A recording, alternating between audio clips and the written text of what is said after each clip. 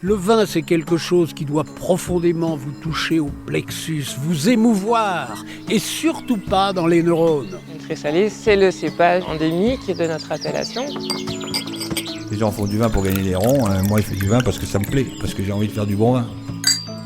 La terre d'ici, ça s'appelle du poudingue. La biodynamie, ça n'est pas une recette, c'est une conviction profonde qui doit vous conduire. Au cœur des vignes, le podcast de Mediavino. Longtemps conseiller principal d'éducation et vigneron à la fois, Didier Mouton fait partie de ces travailleurs solitaires qui ont bâti leur domaine à la force du poignet. En Corrèze, il a défriché à la pioche les coteaux pour y fonder son domaine Terre de Causse, avant de créer quelques années plus tard Terre et Mer sur les hauteurs de Collioure. Entre rigueur et patience, il cultive ses vignes à la main et vinifie sans intrants, signant des vins naturels de garde, exigeants et sincères. À son image. Terre de Causse, Didier Mouton, à la pioche et au cœur. Bonjour Didier. Bonjour. Bonjour Fabrice. Enchanté de te retrouver. Oui. Cave à vin, a priori, c'est le bon endroit. C'est mon endroit. C'est là où je fais quelques vins, en effet, pour honorer la Corrèze et puis pour honorer la Côte Vermeille aussi. Donc vigneron depuis de nombreuses années, mais ça n'a pas été ta vocation première. Oui, alors, depuis quelques années, oui, c'est vrai que ça compte. C'est vrai que l'année prochaine, je vais fêter le 30e anniversaire de Terre de Causse. Donc, ça compte quand même dans une vie, voilà. Mais je n'ai donc pas toujours été vigneron. J'ai travaillé toute ma vie dans l'éducation nationale aussi, en professorat de collège et puis après pendant plus de 10 ans et puis ensuite en tant que conseiller principal d'éducation. Voilà.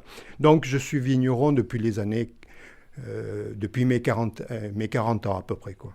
Qu'est-ce qui t'a poussé à être double actif? Parce que vigneron, je dirais quelle que soit la taille du domaine, c'est pas juste un coup de cœur comme ça, c'est une vraie implication, c'est un vrai choix de vie quelque part. Oui, c'est un choix de vie, c'est aussi, à côté de l'éducation nationale, un engagement autre, mais c'est un engagement qui était au fond de moi, qui était premier, puisque je suis fils de paysan du Périgord vert. Je ne suis pas resté sur l'exploitation agricole, j'ai fait quelques études, et j'ai été embarqué dans le fonctionnariat éducatif. Et donc, pour moi, c'était à un moment donné de ma vie, et puis, comme beaucoup d'entre nous, on prend non pas des virages, mais finalement, on parcourt des chemins plus ou moins parallèles, mais différents.